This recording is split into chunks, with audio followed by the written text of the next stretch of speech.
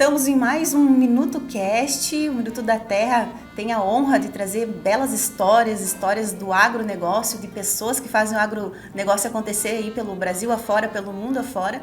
E eu tenho a honra de trazer aqui um convidado muito especial, ele que é doutor, é escritor, é professor, e hoje a gente vai conhecer um pouquinho mais da história de vida do professor Elmar Floss. Tudo bem, professor? Seja muito bem-vindo. Muito obrigado, Fabiana. O prazer é meu estar participando aqui do teu podcast e estamos felizes aí com as coisas andando e trabalhando pelo agronegócio. E o agro tem muitas histórias, né, professor? Muita história. Aliás, nós temos muita história já feito junto, né? Eu ia falar isso. O Minuto da Terra já... Nossa. Fizemos muita coisa. Fizemos, né, professor? Acho que na UPF nós fizemos alguns. Vários. Exato. Eu lhe acompanho já há um bom tempo, o senhor também, nós vamos contando as histórias juntos, né? É verdade. Professor, me fala um pouquinho, como é que eu gosto de entrar assim, no assunto lá atrás, né? O professor, todo mundo conhece o professor Elmar, né? Conhece o seu trabalho, cada vez mais aí lançando livros, nós vamos falar sobre isso também, né? Mas como é que começou a sua carreira no agro? Como é que foi? O senhor é filho de produtor? Sim, eu sou filho de agricultora, o pai era pequeno agricultor, nós somos 11 irmãos, eu sou o mais velho.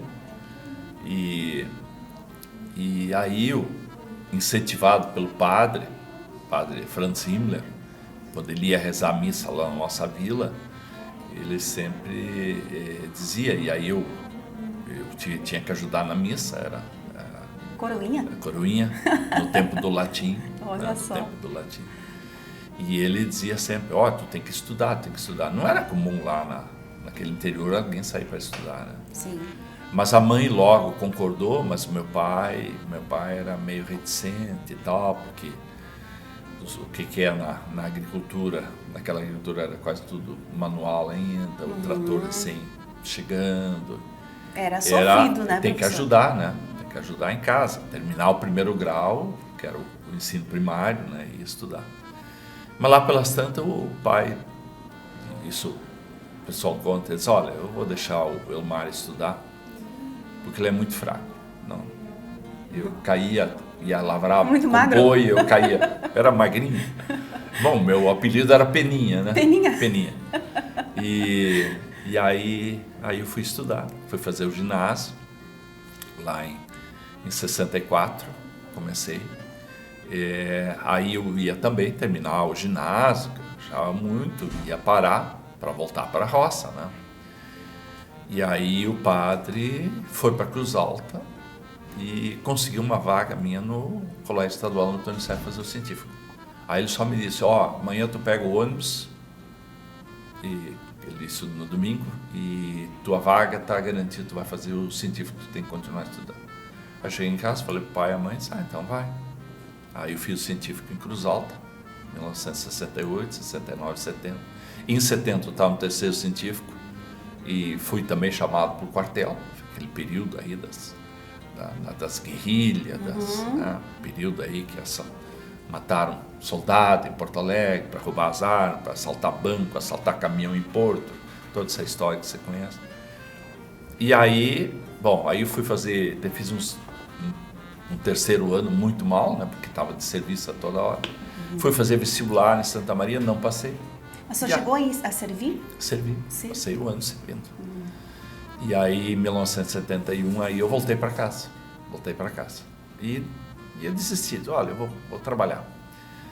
E aí, lá pela metade do ano, comecei, eu vou estudar, vou me preparar. Eu fiz vestibular em Santa Maria de novo, não passei. E aí eu fiz aqui em Passo Fundo e passei. Então, em 72, eu comecei a agronomia.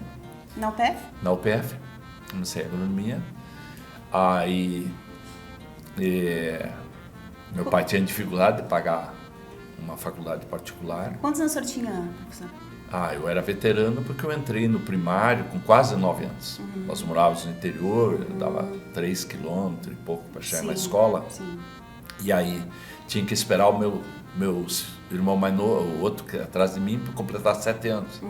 Então, na verdade, eu entrei em março com 8, mas em maio já fiz 9. Sim. Então, eu sempre fui veterano no primário, depois no ginásio também, depois no científico também.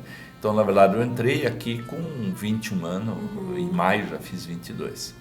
E aí comecei a ser professor de Química, um curso pré-vestibular, porque eu precisava ganhar dinheiro. Aí, quando fiz Bioquímica, o professor de Bioquímica, quem é bom em Química, acaba sendo fácil da Bioquímica. Né? Aí o professor vinha de Santa Maria, ele me incentivou a estudar. Só, olha, faz vestibular para licenciatura. Tu tem o dom de ser professor, te prepara para ser professor. E foi o que eu fiz. Em 73, em julho, fiz vestibular para ciências. E aí eu levava agronomia de dia, naquela época não tinha aula à noite. Fazia licenciatura, dava aula em pré-vestibular, era monitor de bioquímica. No ano seguinte virei monitor também de fisiologia vegetal, com o Dr. Paulo Fragomeni, que me ajudou muito, né? Foi muito importante na minha vida. E aí, quando me formei, em 1975, eu estava entre ir para a Embrapa, eu tinha feito estágio já naquele semestre lá, eu tinha um convite para trabalhar no INCRA, aquela época Trevo ia criar um projeto inovador, que hoje eles fazem, que hoje é IAR, de áreas demonstrativas, ou ficar no PF. E eu tinha sentido gosto pelo ensino. E naquela época, quem trabalhava na Embrapa era proibido de dar aula, então era um lado negativo. E aí acabei realmente, dia 8 de março de 76, comecei como professor na agronomia com 30 horas, para que eu tivesse outro tempo para continuar dando aula em cursinho. E assim fiz até julho de 78, eu dava aula em curso pré-vestibular de Química. Nossa. Eu ganhava mais no curso pré-vestibular, dando 12 períodos por semana, do que eu ganhava pelas 30 horas na universidade. Sim. E aí virei professor de bioquímica, professor de fisiologia, também nas ciências. Ajudei bioquímica como monitor na odontologia, na medicina, na enfermagem.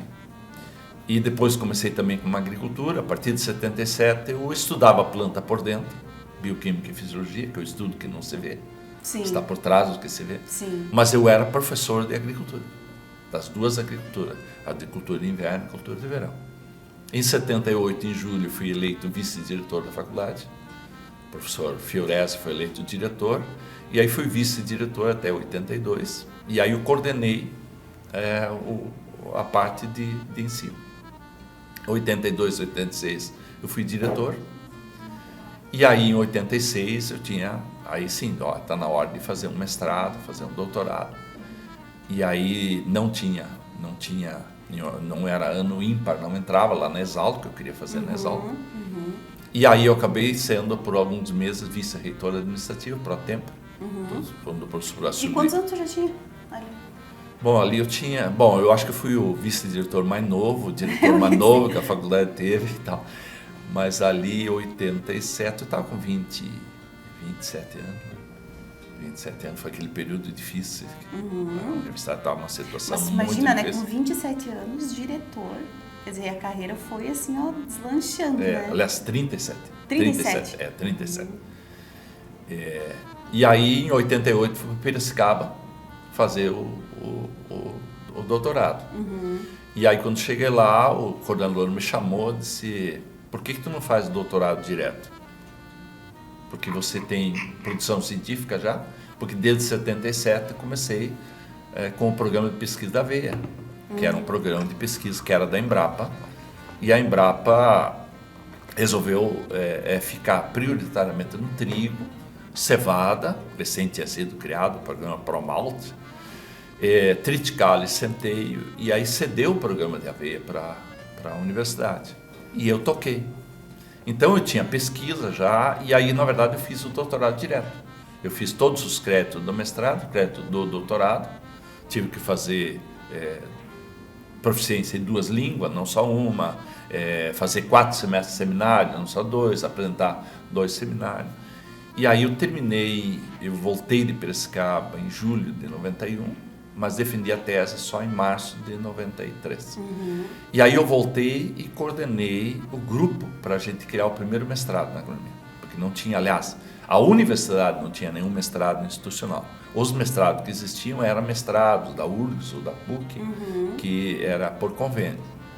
E aí, em 96, abrimos o primeiro, que aí a gente, quando começou a fazer o estudo, não sabia nem que área ia abrir, se era na fitossanidade, se era em em fitotecnia, se era em solos, né? Juntamente com a Embrapa, porque a universidade não tinha recurso humano e não tinha tradição em pesquisa. Sim. Então ele tinha que ser com a Embrapa, que Sim. foi um processo muito difícil, porque a Embrapa estatal pública, ela não tinha nenhum convênio com nenhuma universidade do Brasil em pós-graduação que fosse particular. Uhum. Ela tinha com universidades públicas federais também. O que hoje pra gente é estranho, né? Hoje é fácil, hoje tem. Todos querem convênio, mas naquela época foi construído. Aí depois eu continuei coordenando a equipe para nós, em 2000, abrir na área de produção vegetal. E imagino quanto ganharam, né? Tanto no sentido de ensino, de cultura, tanto em Embrapa quanto a universidade, quanto os próprios alunos. Né? Principalmente os alunos, né? Porque eles tinham ali a faculdade, que aí já tinha uma boa tradição em pesquisa, mas não se comparava com a estrutura de laboratórios, Sim. de biblioteca, de pesquisadores e todos os programas da Embrapa de quem participava. A cultura como um todo. Acho que foi um passo realmente muito importante. E depois, com o tempo, a universidade ficou autônoma, né? Hoje acho que não tem mais nenhum professor da Embrapa, talvez uma só, também não tenha acompanhado. Mas foi um processo. Aí fiquei até 2009. 2009 a universidade criou um plano de admissão voluntária. Eu tinha muito convite para ir fazer palestra, viajar pelo Brasil, treinamento e tal, e eu não participava, porque eu dei muita aula, e dava aula porque eu gostava, e os alunos também gostavam de mim, quer dizer, sofriam, porque tinham que estudar. Eu ia lhe perguntar como é que era o professor. O professor era muito exigente, mas veja, dando aula na agronomia, na ciências biológicas, licenciatura em agropecuária, em 33 anos de professor, eu fui 44 vezes homenageado em formatura. Não, mas a formatura se homenageia mais por simpatia e tal. Bom, em 10 anos de avaliação, que eu não peguei nos últimos, aquela avaliação obrigatória, em 9 vezes eu fui escolhido pelos formandos como melhor professor. Então eu sempre digo assim, o meu maior patrimônio é minha família, que eu construí, com a Sandra, 3 filhos, 3 noras, agora 7 netos. 7 netos? 15. Olha uma menina só e 6 meninos. Nossa. 3 filhos homens. Só tem 3 filhos homens. 3 filhos homens. E eles seguiram a agricultura? Já vamos Não, o mais velho sim, o Luiz Gustavo, foi meu aluno na graduação, terminou em 2001. E depois ele fez mestrado também em produção vegetal. Então ele foi aluno também. E que hoje tem a empresa dele de consultoria, de curso de produtividade, está indo muito bem. E o segundo filho é médico. E a esposa dele também é médica, a Daniela, que tem um centro de imagem, trabalha no centro de imagem da mama, o SIM, do Hospital de São Vicente. E o terceiro filho fez engenharia civil, fez mestrado aqui na UPF, fez doutorado na URSS com bolo de sanduíche em Porto. Então ele tem doutorado nessa área de geotecnia, a esposa dele E dá um orgulho, né, professor, de ver os filhos. É legal. Mas o meu segundo patrimônio são os ex-alunos. Que são os ex-alunos que me levam pelo Brasil, por tudo, né? Eu acredito. É uma coisa muito, muito boa isso aí, porque... É um reconhecimento, né, professor? Eu jamais tinha, eu era uma pessoa muito tímida. Ai, não acredito. O senhor era tímido? Muito. E olha Nossa, a coisa mais difícil era ter que falar em público, né? Bom, eu tenho colegas do primário, que às vezes eu encontro eles, e eles dizem, eu não acredito que tu seja professor, que tu apresentava um programa na TV. Olha aí, eu lembro, o agronegócio. O agronegócio na RBS e depois... Começou no Canal 20, né? E depois no Canal 20. Depois foi na TV. Foi um ano e meio ali na RBS.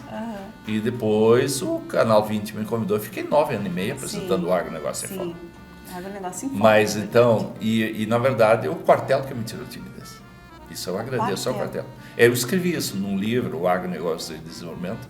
A última eu escrevi isso, uma coluna que eu escrevi no Nacional. As lições da caserna, as coisas boas. Porque é aquilo que eu digo assim, às vezes, em toda situação negativa sempre tem... Veja, eu era tímido, né? Não queria ir para o quartel.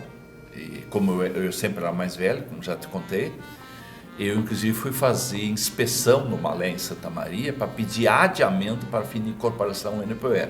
Eu, vou terminar o 2º grau, se eu não conseguir passar no vestibular, eu vou fazer um NPOR, e aí tu tem pelo menos 5 anos, né, de oficial e tal, e com isso tu organiza a tua vida.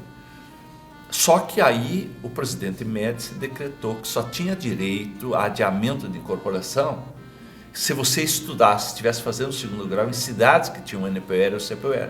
que era só Porto Alegre, São Leopoldo, Passo Fundo, Santa Maria e, se não me engano, Pelotas. Cruz Alta não tinha. E aí me chamaram, tinha que servir. E aí, já mais um mês lá, eu contrariado, né? Porque, puxa, como é que eu vou conseguir estudar?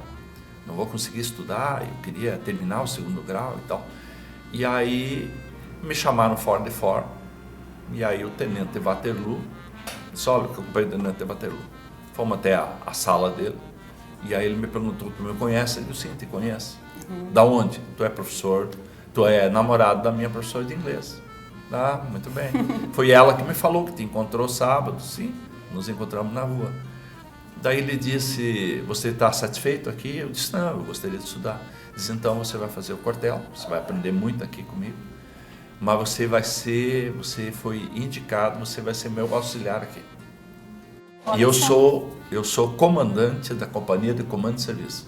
Então eu com o time dias estava na comunicação. Disse, olha aqui, tu vai ficar aqui, tu vai fazer isso, tu vai atender telefone, o rádio, eu não sei o quê, e na hora de folga, que tu não tinha nada a fazer, eu quero ver você estudando. E aí, de uma hora para outra, eu estava falando com o comandante, estava falando com o general que ligava, estava não sei o que e tal. Coisa assim. E aquilo me tirou a timidez. Olha só. Aquilo que me tirou a timidez. Então, é uma lição da caserna, do quartel. Do quartel. Que a gente nunca sabe aonde os pontos vão se ligar, né? Não sabe. Mas quando tu tá enfrentando só um desafio... Só depois, quando passa. Né? Daí você vê. Aí tu vê, nossa, olha quanto aprendizado. E às vezes tu passa por situações que se tu não tivesse passado por aquela situação, talvez tu nunca tivesse aprendido, nunca tivesse evoluído da maneira como foi. Provavelmente não. Né? Provavelmente não. E quantos alunos, professor, passaram? Poxa. Quantas turmas? Na universidade, eu fiz um levantamento na época que eu saí, entre agronomia, ciências biológicas, dei aula nas tecas agropecuárias, dei aula no curso de administração rural, tive que dar 2 semestres no início da veterinária, da engenharia de alimentos também, foram mais de 13 mil alunos ali. E depois, no Instituto Encia, eu já estou com 40 turmas, está em andamento a turma 39 e a turma 40, uma em Passo Fundo e uma em Foz do Iguaçu. E só aqui nós já temos certificados quase 1.400, quer dizer, de 1.700 alunos. Sempre tem uns que são transferidos, eles entram aí como aluno, daqui a pouco eles fazem concurso, são mandados para o Mato Grosso e eu perco o aluno, mas pelo menos ele está empregado. Não, e aí eles então começam... é uma legião, é uma legião grande. Né?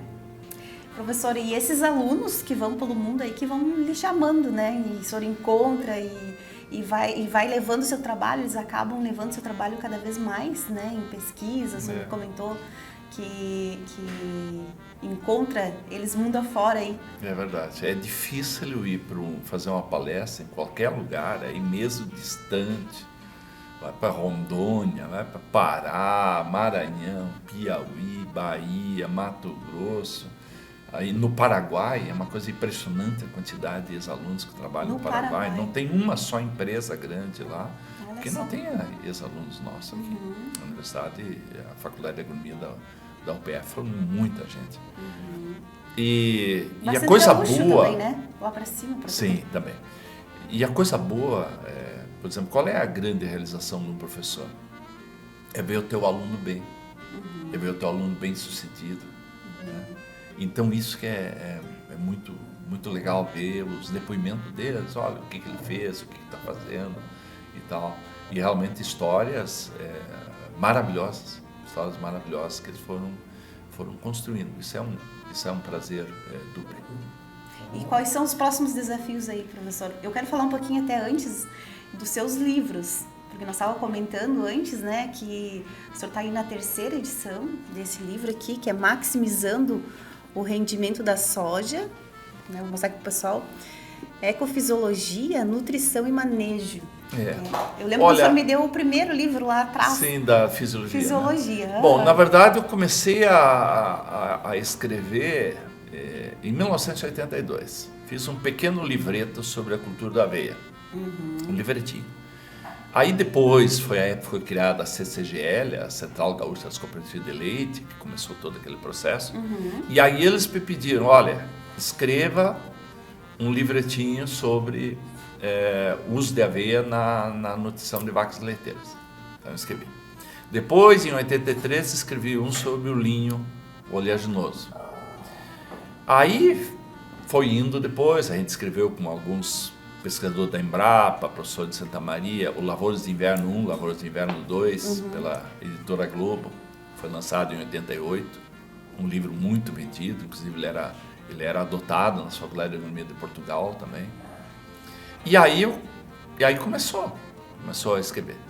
Aí o de fisiologia eu fui fazendo livretinhos por assunto. Estuda fotossíntese, respiração, água e tal. E aí o tal Golin tinha assumido a editora da UPF, um dia ele me chamou lá e disse, olha aqui, ó, por que tu não pega esses livretos tudo e nós fizemos um livro e cada um deles é um capítulo. Aí foi atualizado e aí surgiu o livro de fisiologia das plantas cultivadas. Eu não tinha nenhuma pretensão, Fabiana, eu queria ajudar os alunos. Quando eu comecei como professor de fisiologia, a fisiologia vegetal eram 2 disciplinas de 6 créditos cada um. Depois passou a ser 2 disciplinas de 5. Depois 2 de 4. E aí na última, lá em 98, que quase não tinha aluno, né? Na universidade, no vestibular de julho de 98, só 3 alunos se matricularam. Tá? Então estava a agronomia, nós temos que reduzir a carga horária, e a fisiologia passou para uma disciplina de 6. Bom, mas não é que os alunos têm que estudar menos. A fisiologia é cada vez mais importante. Ela nunca foi tão importante na vida de um agrônomo, no manejo de culturas, como é hoje. É verdade. E aí, eu vou começar a escrever e fazer apostilas. Para, no final, bem pedagógico, no final sempre tem um questionário, ó, você lê, agora tu faz o questionário. Se você souber responder, tu aprendeu. Exato. Não, vai lá de novo. E aí foi transformado num livro, e esse livro está na 5ª edição. Nós já passamos 9.000 exemplares. Olha só. É um livro que anda pelo Brasil inteiro, na Faculdade de Agronomia, uma coisa que eu jamais esperava isso aí. Aí depois eu peguei aquelas colunas, porque eu escrevi coluna no Diário, vários anos, 5 anos. Depois, no Nacional, no total, escrevi uma coluna semanal durante 11 anos. E aí, 11 anos ficou aquela coluna? 11 anos escrevi coluna, toda segunda-feira. E aí eu peguei alguns textos ligados ao agronegócio e fiz um livro, que foi a Fundação Milton Campos, que o Francisco Tura era presidente, ele que me provocou. Agronegócio em desenvolvimento. E aí depois surgiram outros livros aí, capítulo de livros e tal. E aí esse de soja, na verdade, ele é um filho, elas 2, o de soja e também esse outro, produção de alimentos a nobre e missão da agricultura. Isso aqui são filhos da pandemia. Filhos da pandemia. Olha. Veio a pandemia, fica em casa, né? Grupo de risco. E aí resolvi escrever. Esse livro de soja, na verdade, eu tinha começado a escrever capítulo dele lá desde 2010. E aí comecei a juntar, e aí saíram esses 2 livros. O de produção de alimentos esgotou 1.000 exemplares em poucos meses. E o de soja já... Produção de alimentos, a nobre missão da agricultura. O que eu fiz aqui? Que título, hein? Eu fiz a evolução da produção de grãos alimentícios no Brasil, escolhi as 10 grãos mais importantes no mundo, de 1976, quando entrei como professor, até 2020. Mesma coisa para o Brasil e também para o Rio Grande do Sul. Contém um pouco a história dos ciclos econômicos do Brasil, até chegar no grande ciclo econômico que nós estamos vivendo, que é o ciclo econômico da soja, né? E aí fica um relato assim, um pouco histórico, mas também com muita estatística aí, para mostrar o que é, como foi o Brasil passar de um dos maiores importadores de alimento até os anos 70 para ser hoje o maior exportador. Nós somos, nesse momento, o país que mais exporta alimentos, somando aí grãos, somando frutas, somando... Farelo de soja agora? Farelo. Provavelmente o Brasil vai ser um dos... Já é, né? Um dos maiores exportadores. Vai passar a Argentina essa safra. Leite, agora também exportando leite, carne de frango, carne suína batendo recorde a cada ano, carne bovina batendo recorde. Então, mais ou menos na área de grãos eu contei essa história. E o de soja lançamos em julho de 2021, E foi uma aceitação, porque é incrível, né? A soja é a cultura mais importante do Brasil, em área cultivada, em produção, em geração de empregos diretos e indiretos. É a maior geradora de divisa. Veja a soja em 2022. Soja, farelo de soja, óleo de soja, trouxe 70 bilhões de dólares. Vamos fazer um câmbio de 5, mas era mais no ano passado, né? Era 5,5. Mas são 350 bilhões de reais. É quase R$1 bilhão por dia que entrou na sociedade brasileira graças ao complexo de soja. E quase não tem literatura. Quase não tem literatura. Então eu tentei aí fazer uma síntese de tudo aquilo que foi construído pelos grandes pesquisadores, pelas grandes instituições que geraram, não apenas pública, mas as privadas. Né? A soja hoje é basicamente a tecnologia que nós usamos, é privada. 93% dos cultivares são de empresas privadas. Toda a parte de nutrição, de adubação, de controle, as próprias tecnologias de manejo que foram sendo modificadas em função de cultivares com maior potencial de rendimento, com estatura mais baixa que precoce, na verdade foram desenvolvidas pelas empresas privadas. Sim, né? sim. Mas tinha pouca literatura, e por isso essa aceitação. Já está na terceira edição, estamos chegando a 3.000 exemplares. Que belo trabalho, já vendidos, né? Que belo trabalho. Então a gente realmente estende, né? Porque é uma literatura importante para os estudantes, para os técnicos, mas também para os produtores. Ele foi escrito numa linguagem simples, como são minhas palestras. As minhas palestras para produtor, eu sempre estou imaginando que o meu pai está sentado na frente. É mesmo? Então eu tinha que falar, eu falo para agricultores nas minhas palestras, e já estou chegando a 2.000 palestras na minha vida, como se eu estivesse falando do meu pai. Porque eu me lembro que o meu pai saía para assistir palestras e vinha em casa, aí sentava ele e a mãe ali à beira do fogão, tomando um chimarrão, nós todos sentados no chão, aquela fila de filhos ali. Ali éramos menos ainda quando eu estava em casa, né? Porque 2 irmãos nasceram quando eu já tinha saído para estudar. E aí minha mãe perguntava, e eu me lembro assim, uma vez que ele disse, veio um de Porto Alegre, falou bonito, mas não entendi nada. E eu não quero que um agricultor que chega em casa e a mulher pergunta, e aí o que ele falou? E ele diz, olha, falou bonito, eu não entendi nada. Então a gente tem que usar um linguajar. E esse linguajar simples, sem deixar de ser técnico, está nos meus livros. Seu pai foi um dos seus inspiradores, dá para se dizer? Foi. Porque veio o dia a dia lá, principalmente antigamente, né? Pelo sacrifício, né? Pelos sacrifícios que passavam, ele, a mãe. Me lembro assim, a minha mãe ia junto para a roça, né? E aí eu, quando mais velho, era incumbido de ficar cuidando dos pequenos na sombra de árvore, assim, e o pai e a mãe cortando trigo, a foice, né? juntando depois, trilhando em trilhadeira, e assim a soja, plantando milho. Meu pai plantava milho e vendia porco, né? Literalmente, como se dizia, né? Porque era a principal renda. Depois veio a mecanização, aí eles começaram a plantar trigo em área maior, até que começa com a soja. E todos meus irmãos são agricultores. Minhas irmãs, uma mora na Bahia, casada com um engenheiro agrônomo, que foi para lá em 85, aí no posto Mimoso, que é Luz Eduardo Magalhães, foram os pioneiros lá. Minha outra irmã, o marido também era agricultor, faleceu ano passado, o Ari Pedrotti, lá em São Gabriel, Santa Margarida agora, porque se emancipou. E a outra irmã é casada também com um agricultor. Todo mundo seguiu Santa Bárbara. Todo mundo está na agricultura. O exemplo do pai e da mãe, né? A gente acaba trilhando isso, né? E daria orgulho de ver hoje, né, o que se transformou a agricultura, né? Nós não tínhamos luz elétrica. A luz elétrica chegou na casa do meu pai quando eu já estava fazendo faculdade de agronomia aqui. Quando a Coprel foi criada. Assim. Então era muito difícil, né, o trabalho. Manual. Essa geração que está vindo hoje, né, professor, às vezes não...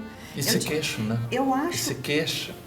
Tudo é mas sabe o que eu estava comentando esses tempos? Assim, ó, tudo a gente não passa para a geração a história de como foi construído. Por isso que esse legado aqui, esse conteúdo, o que a gente está falando, contando a história de como eu consegui chegar aqui. Porque, por exemplo, tu chegou em um patamar, né? A empresa está num patamar, mas como ela começou? Ela não nasceu assim.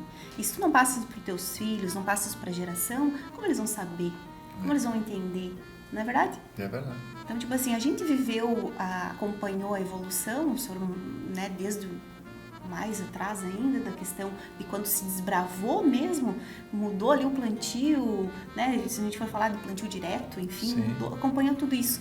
Mas se a gente não traz isso na história, não deixa registrado, como que as próximas gerações vão fazer? Eu chego no ambiente já está formado, pesquisa principalmente, né?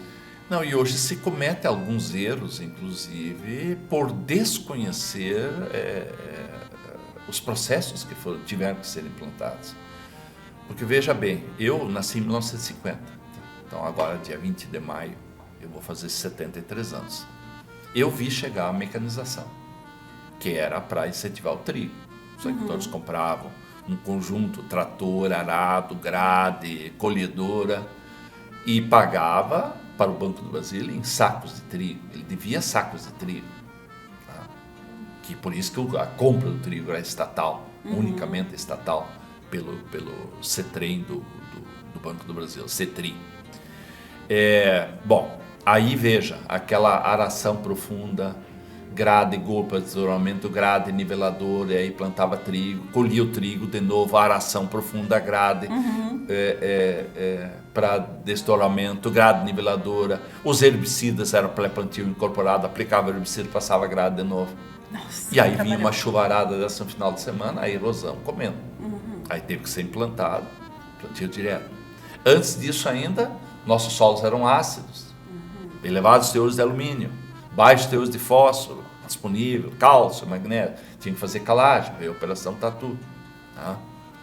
Aí depois, veja, a mudança da genética, do melhoramento. Eu me lembro assim que a gente plantava trigo em maio, lá em Birubá, e às vezes chegava no Natal e o trigo não estava colhido. Ciclo muito longo.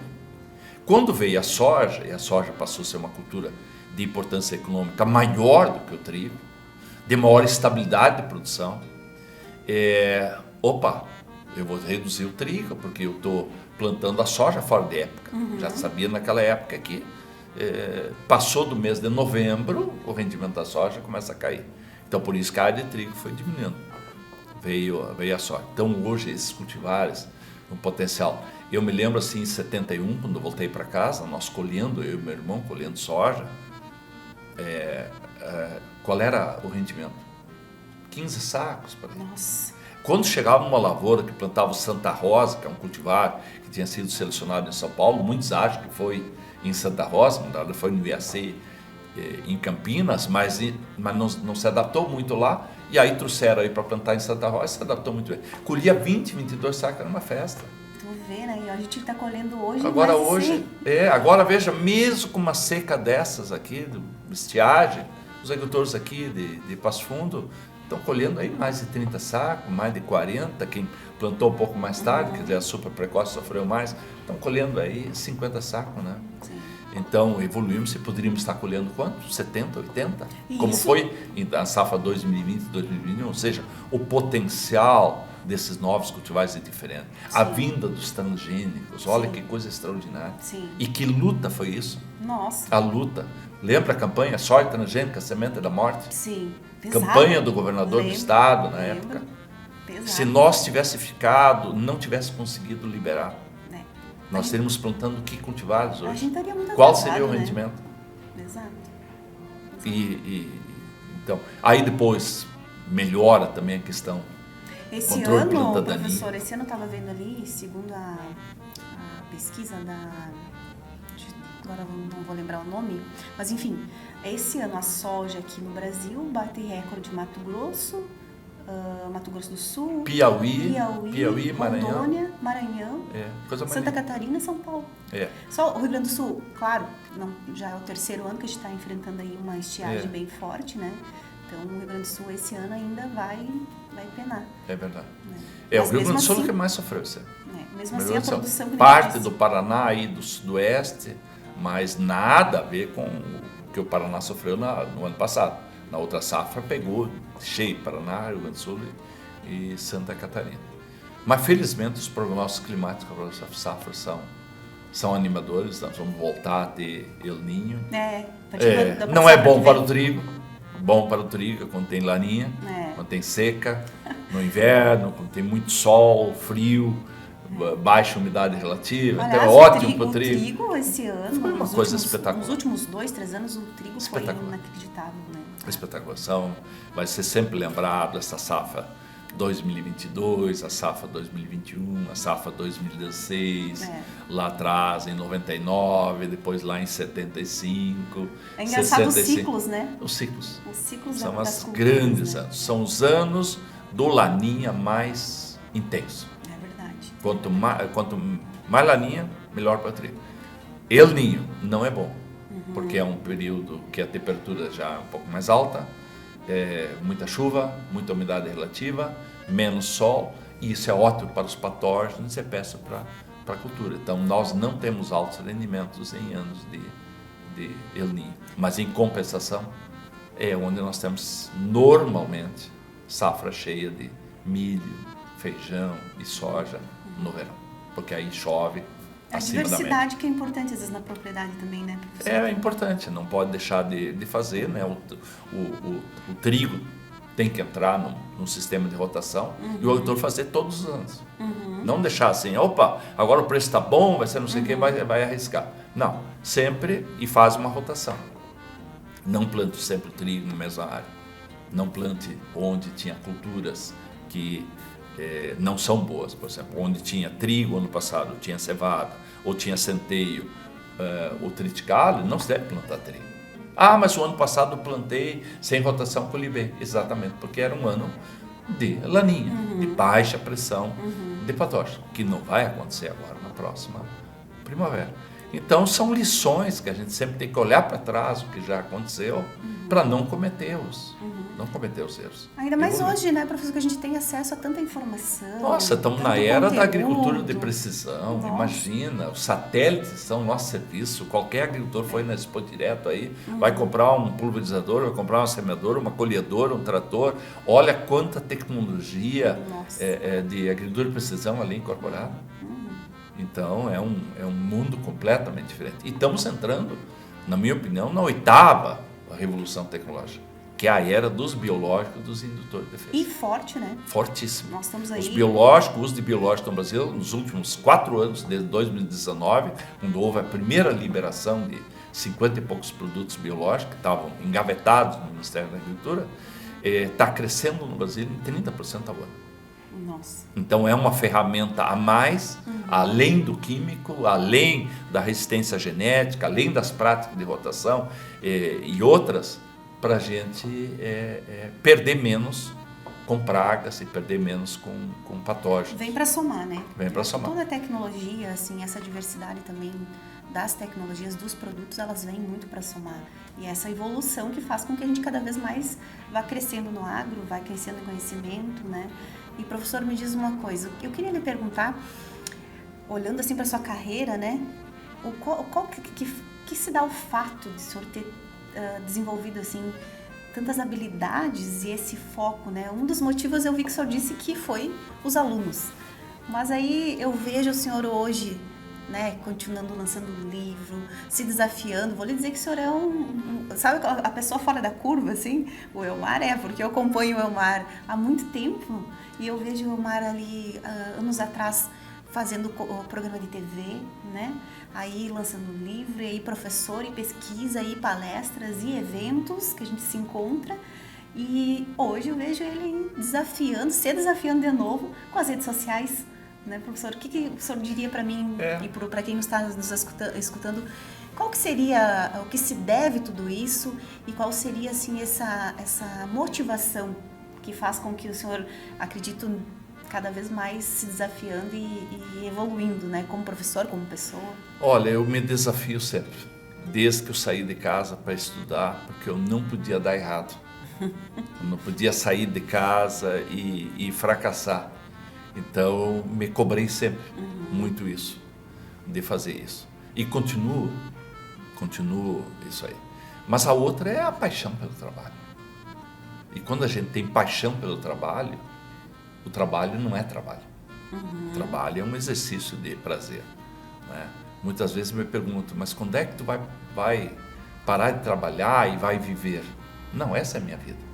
Eu não sei viver sem isso aí. Então veja, nós estávamos falando aí da dinâmica, das mudanças, a velocidade com que acontecem as mudanças na agricultura, elas são cada vez maiores, novidades. E aí, nossa, a melhor coisa é estar por dentro disso aqui, é procurar. Então, cada vez que você viaja, vai para uma nova região, tu aprende. Cada vez que tu vai fazer palestra num novo grupo de produtores, numa outra condição de solo, numa outra condição climática, tu leva a tua experiência acumulada, mas tu aprende, porque são novas realidades que aparecem. E tudo isso é um caldo extraordinário. Então eu tenho desafio, enquanto Deus me der saúde, eu quero continuar fazendo o que eu estou fazendo. Eu tenho mais 2 livros que estão sendo terminados. Um é Ecfisiologia Maneira de Cereais de Inverno. E o outro, eu não posso terminar a minha vida profissional sem escrever um livro sobre aveia, que eu me dediquei mais de 30 anos a essa cultura, coordenei uma equipe, dali saíram 23 cultivares de aveia, nós chegamos a ter 88% da área de aveia branca no Brasil eram cultivares UPF. Então foi uma história, foi um marco para a pesquisa da universidade, foi um marco para muitos professores que participaram desse projeto. E eu particularmente, que me envolvi desde o começo, né? Então quero terminar esses livros. Mas enquanto Deus me dê saúde, eu vou continuar andando por esse Brasil, aprendendo, ensinando. E a gente, quanto mais a gente aprende, mais a gente pode ensinar. E quanto mais a gente ensina, mais a gente aprende. É sempre assim. Né? É um processo. Professor, e às vezes a gente ainda para e acha que, puxa, eu não sei nada, né? Sai uma nova realidade, estou surpreendido, né? Porque quando a gente amplia o seu nível de conhecimento, aí aparecem novos pontos, assim, que você não tem. E é isso não que tem, é porque não tem né? como hoje, por exemplo, dentro da agronomia, você acompanhar tudo que está acontecendo de mudanças, né? Então a gente acaba se especializando mais em determinadas áreas, né? E esquecendo um pouco a visão do todo para ir mais para o particular. Eu sempre digo, né, que há um mundo dentro do agronegócio e cada vez mais a gente tem certeza disso, né?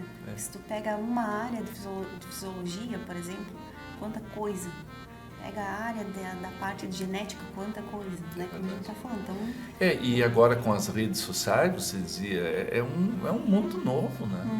E foi acelerado durante a pandemia, né? Você veja, vamos pegar os próprios agricultores. Era muito raro um agricultor pegar um iPhone, e ele fazer contatos para comprar adubo, comprar herbicida, vender. Mas ele estava lá na casa, começou a fazer. Hoje, ele faz praticamente tudo. Hoje ele precisa comprar um herbicida, ele manda um WhatsApp para todas as empresas que ele tem contato. Só precisa comprar 300 litros do herbicida tal, quanto qual é o prazo de pagamento tal, e faz compra assim. Muitas vezes checa a informação. Checa a informação, vende soja hoje, vende milho, compra adubo, compra semente e tal. Então, facilitou enormemente isso, mas teve que haver uma pressão. Se não tivesse acontecido a pandemia, nós íamos caminhar para isso, mas levaria muitos anos. E aí, em um ano e meio, né, todo mundo estava aí na rede. E hoje, realmente, as redes são uma ferramenta extraordinária, né, para você se comunicar. Pena que ela é, muitas vezes, mal usada, né? Propositalmente mal usada para, na verdade, difundir o que não deve, difundir a desinformação em vez de dar informação. Nós hoje estamos nessa fase agora, tu tem que não apenas procurar o assunto, mas tu tem que olhar na confiabilidade de quem está dando a informação. Dele, né? Porque não embarque simplesmente o que aparece. E às vezes, eu sempre falo isso para os alunos, né? Não compartilhe antes de você checar assunto. Porque imagina, você compartilha, você é agrônomo. O agricultor vê e diz, olha aqui, olha o que está acontecendo. Eu vi por um engenheiro agrônomo. Na verdade, o engenheiro agrônomo vem compartilhando de quem compartilhou e, na verdade, é uma coisa completamente errada. Tem que ter um cuidado, né? quem é da área tem a obrigação de checar bem, adequadamente, e só compartilha aquilo que você tem certeza que a fonte é confiável, e que aquilo é uma informação realmente verídica, uma informação técnica, científica. Professor, o senhor trouxe agora a questão ali que a gente já percebe, né, essa mudança de comportamento do produtor com relação, influenciado aí pelas próprias redes sociais, pela internet, pelo avanço da informação, né? Eu percebo também essa mudança também de geração, o senhor também deve estar acompanhando, né, os jovens entrando com muita Sim. força, né? E como é que o senhor vê? Como é que o senhor vê essa turma aí entrando, se comportando, essa mudança também? Porque a gente que acompanhou um pouquinho da história, que a gente estava comentando antes, né? Nem sempre foi assim, nem sempre foi. Eu vejo fácil, de certa forma, o meu acesso à informação, o meu acesso à tecnologia, mas como é que o senhor vê essa entrada desse público jovem? O desafio é você pegar informações altamente disponíveis e transformar isso em conhecimento. Não se faz conhecimento sem informação, mas a informação sozinha não é conhecimento. Não é conhecimento. E esse é um aprendizado. Nós estamos passando por uma fase muito difícil, que é o baixo nível do ensino fundamental, do ensino médio e do próprio ensino superior em consequência. Em vez do Brasil ter investido para fazer uma escola fundamental, que é para todos, que deveria ser todos, não se pode admitir que a gente tenha analfabetos ainda. Né? Ali sim, uma escola de alta qualidade. Consequentemente, o segundo grau seria melhor. E chegariam na universidade pessoas que tinham bom conhecimento em português, conhecimento em matemática, em química, em física, saber geografia, saber se colocar no tempo pela história e tal. E não é isso que está acontecendo.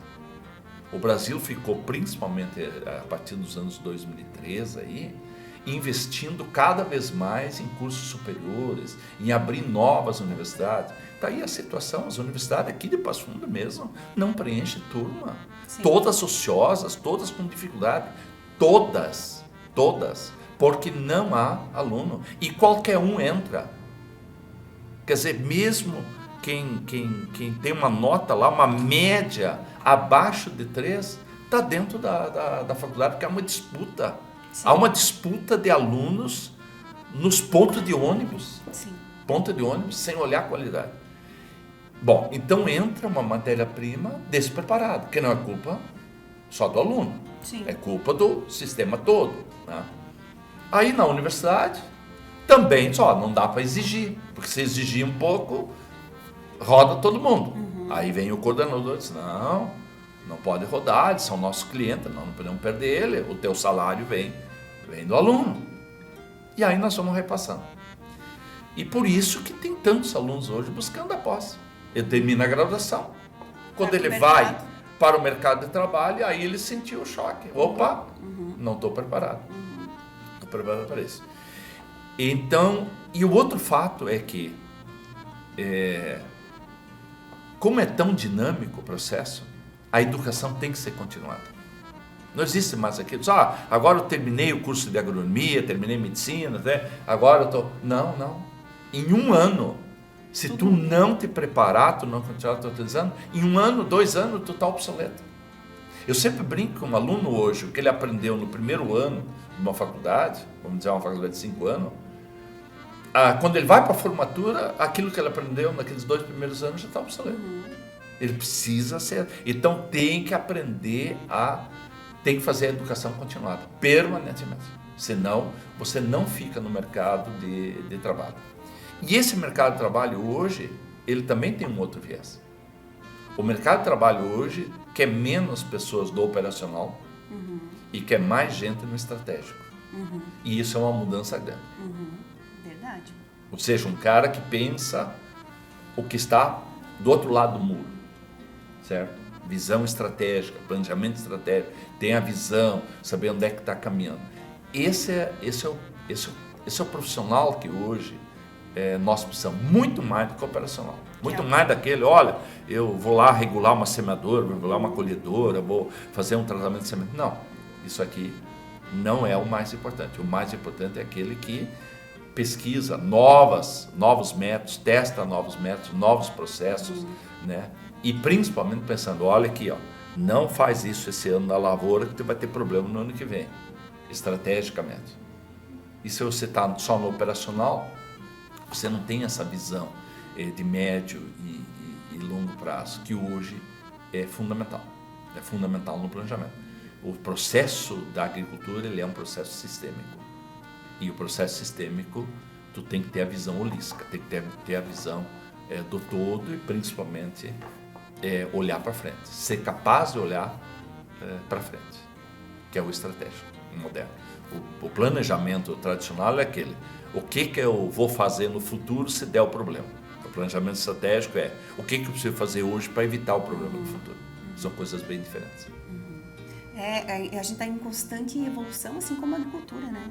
Tem que estar sempre buscando e olhando atento, né?